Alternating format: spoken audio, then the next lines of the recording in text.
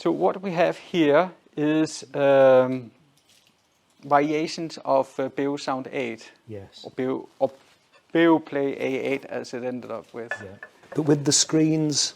The screens here is just to show that part of this concept is to explore what if it had a complete screen with a built-in navigating system to find and choose your music. Yes.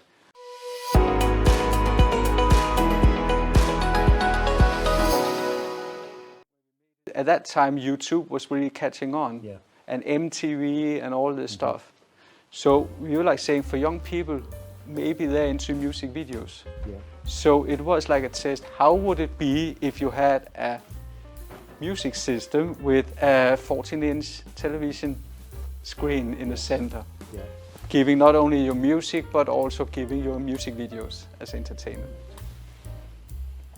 So for me, this again is a kind of showing that behind every concept you see quite a lot of variations. Yes. Exploring what if it is like that, what if it is, what if we do that instead? Yeah. To be sure that you are nailing up the thing that is right for the time and the investment you want to put into that project.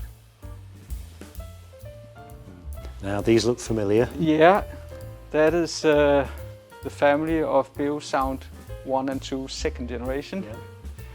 And again, they are starting with acoustic recipe from the piano, saying we want something that's 360 degrees sound. Yeah. And we have one with a woofer shooting downwards with a reflection that can send out the sound. Some middle range, 2 or 3 shooting out, so you get this kind of harmonized music. And then a tweeter that from the beginning was shooting up. Yeah. And so that was the starting point. And okay, the woofer is the biggest diameter. Yeah. Okay, maybe that makes sense to have the big diameter at the bottom. Small on the top where you have the tweeter. But also these conical things are kind of shapes that you can repeat in your home. Because there's one of the things that was part of the story here is like saying, what if people have more than one? If they have a collection of those, more in different rooms, you should make something that actually works nice repeatedly. And that was something that shape could do.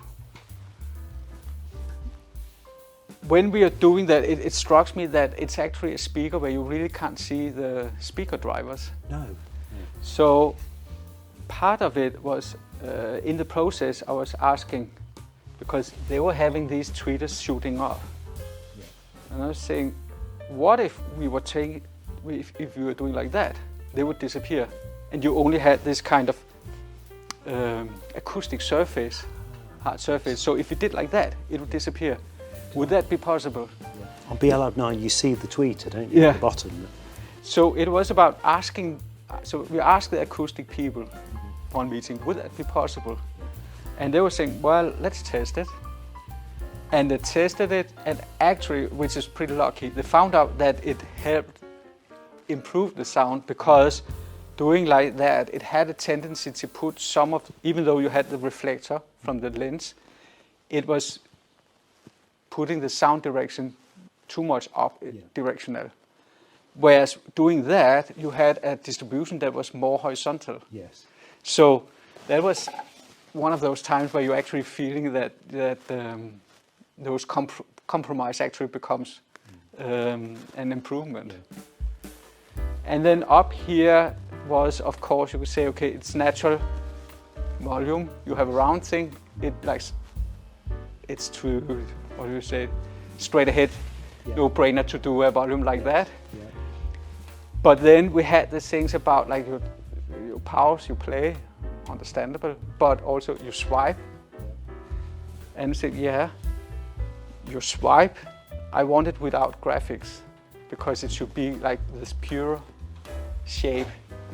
So you swipe like that, but then if I swipe like that from left to right, this standing here, the speaker would receive it as this movement direction.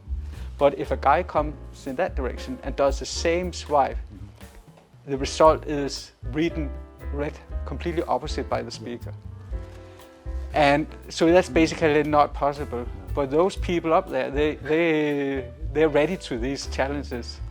So what they came up was, if we are having a sensor that detects the position of your hand just like the millisecond before you swipe, it knows exactly how to calibrate itself. So by coming here, okay, north, south, east, west is like that. And that's why you can have this kind of completely omnidirectional free control of it. That is very smart. I love when they do that. Back here is the flat wall speaker, the Beolab 12, which is having this curved aluminum profile. And you might ask yourself, why is it curved? It's based again on what's inside. Because we had the flat bass driver facing towards a wall, so the wall could reflect and strengthen the bass level. And then you had the middle range, who was deeper than the bass if it should perform nicely. So how do you cover something like that? Well, if you have a shape that bends around it, you are there. So that's the reason behind Beolab 12.